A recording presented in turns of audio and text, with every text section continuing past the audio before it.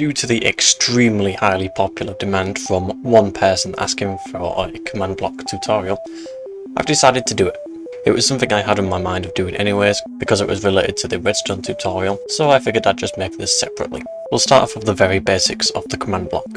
Firstly, to be able to even acquire one of these, you need to either be an operator or be in creative mode. You can't find these in the creative menu. If you want to give yourself one of these, you need to do /give, and you get a bunch of different options here, but you can just put in your own name, and put in command block. Command blocks can only be interacted with by people who are also operator and in creative mode. You can't interact with these in survival or adventure mode, and they can only be broken in creative mode, or through other commands. One of the first things you might notice with command blocks is that there's 3 different types of them, or 3 colours. And there's different directions which these little arrows will point to. This isn't important much for now. We're mainly going to focus on this, which is the impulse command block.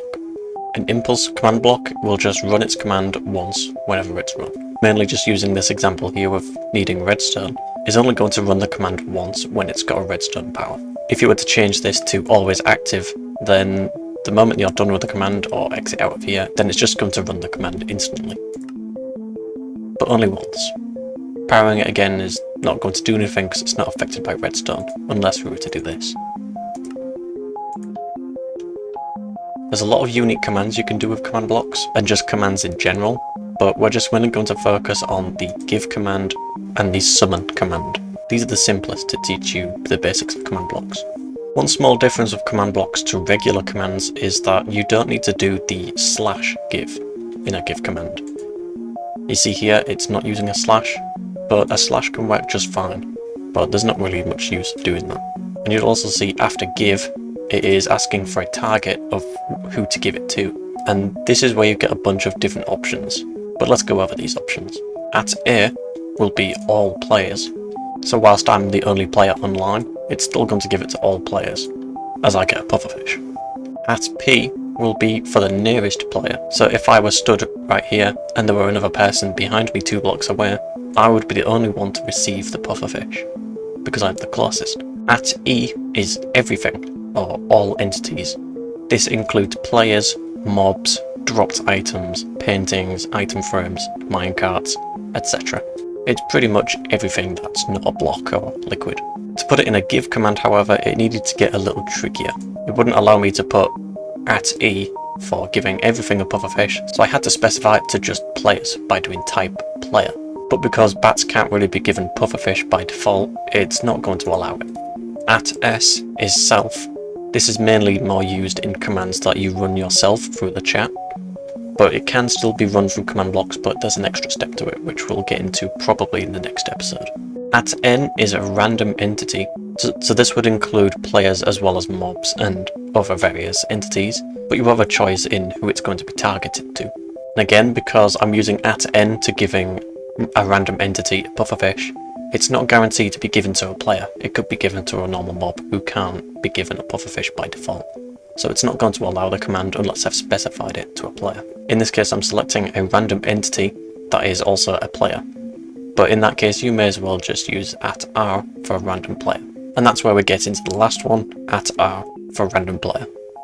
It pretty much does what it says on the tin. This command is allowed in a command block because players can accept pufferfish very easily. Here's a simple command to summon a splash potion. This is going to summon it 2 blocks above the command block. Summon is used to, well, spawn in several entities and mobs, and because they're not exclusive to mobs, you can summon things like splash potions or even potion effects, or even arrows, snowballs, etc. You may notice that there's summon, Minecraft, splash potion, and this isn't really needed. In a command block I've got over here, it's still able to recognize splash potion just the same. But another difference you might have noticed is that this is using some exact coordinates, and this is using some squiggly lines. But what are these?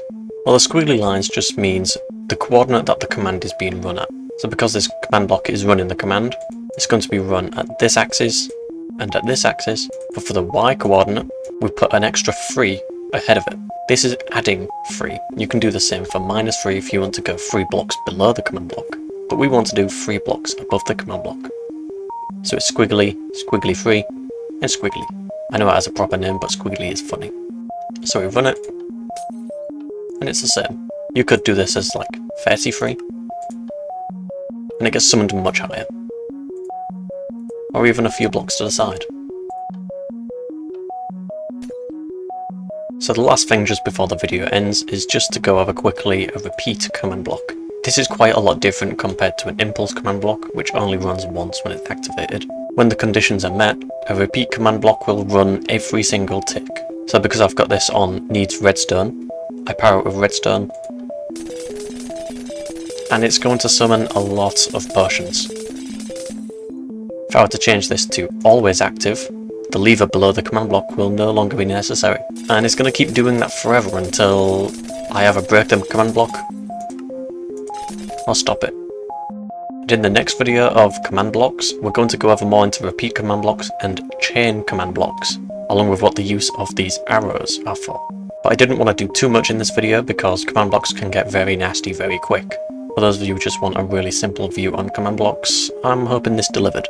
It's going to get more complicated as the episodes go on though, and I'm going to be teaching myself some new things as I make these videos as well. I'm not an expert at command blocks, but I'm going to try my best. But I'm hoping this tutorial did just fine. If you have suggestions for what type of commands you want to see being executed in a future video, then feel free to leave a suggestion.